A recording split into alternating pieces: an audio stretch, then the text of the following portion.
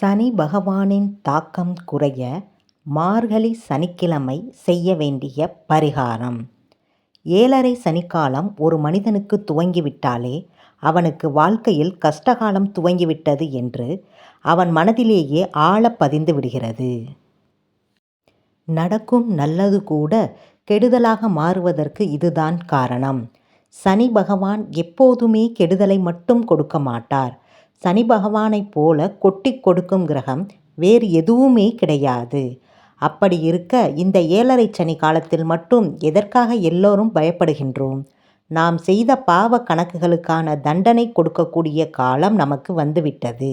அதனால்தான் எல்லோர் மனதிலும் ஒரு பயம் இருக்கும். வாழும்போது நேர்மையாக நல்லவர்களாக வாழ்ந்துவிட்டால் போதும்.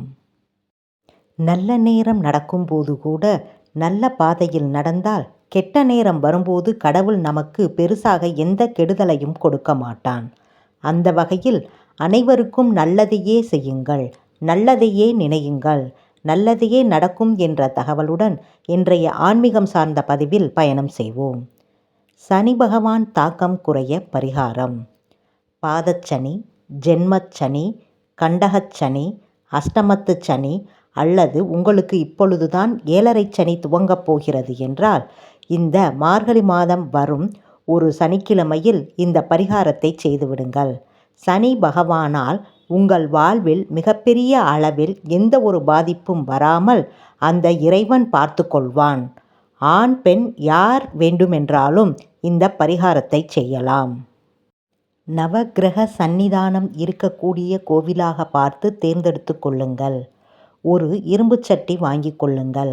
அந்த இரும்பு சட்டி நிரம்ப ஊற்றுவதற்கு சுத்தமான நல்லெண்ணெய் தேவை. சதுர வடிவில் இருக்கும் காட்டன் கருப்பு துணி, அதில் வைப்பதற்கு 2 ஸ்பூன் கருப்பு எள்ளு, இவ்வளவுதான் மொத்தமாக தேவைப்படக்கூடிய பொருட்கள். இதையெல்லாம் எடுத்துக்கொண்டு வீட்டின் அருகில் இருக்கும் கோவிலுக்கு செல்லுங்கள். நவக்கிரக சன்னிதானத்திற்கு முன்பு அமர்ந்து கொள்ளுங்கள். இரும்பு சட்டியில் எண்ணெயை ஊற்றிவிடுங்கள். அதில் உங்கள் முகத்தை நன்றாக பார்க்க வேண்டும். 1 நிமிடம் நல்லெண்ணெயில் தெரியும் உங்கள் முகத்தை பார்த்துவிட்டு கருப்பு துணியில் கருப்பு எள்ளு வைத்து முடிச்சாக கட்டி இந்த எண்ணெயில் போட்டு தீபம் ஏற்றி நவக்கிரக சன்னிதானத்தில் வைத்து விடுங்கள். பிறகு நவக்கிரகத்தை 9 முறை வலம் வந்து அதன் பிறகு அந்த கோவிலில் இருக்கும் விநாயகரோ அல்லது ஹனுமனையோ 1 முறை வலம் வந்து நமஸ்காரம் செய்து கொண்டு அப்படியே திரும்பி பார்க்காமல் வீட்டிற்கு வந்துவிடவும். இதனுடன் சனி பகவானுக்கு வெற்றிலை, பாக்கு, பூ, பழம், முடிந்தால் கருப்பு நிற வஸ்திரம் தானம் செய்யலாம். இந்த பொருட்களை எல்லாம் வாங்கி கொடுத்து அர்ச்சனை செய்த பிறகு மேலே சொன்ன இரும்பு சட்டி பரிகாரத்தை செய்துவிட்டு வீடு திரும்பவும். கோவிலிலிருந்து திரும்ப வரும்போது இரும்பு சட்டி, மீதம் எண்ணெய், விளக்கு திரி, எள்ளு, இந்த கருப்பு துணி, சுவாமிக்கு உடைத்த தேங்காய் பழம் எதுவுமே கையில் எடுத்து வரக்கூடாது. எல்லாவற்றையும் கோவிலிலேயே விட்டு வந்து விட வேண்டும். சனி பகவானால் சனி பகவான் சன்னதியில் கொடுத்த திருநீரை மட்டும் நெற்றியில் இட்டு வாருங்கள். இவ்வளவுதான் பரிகாரம்.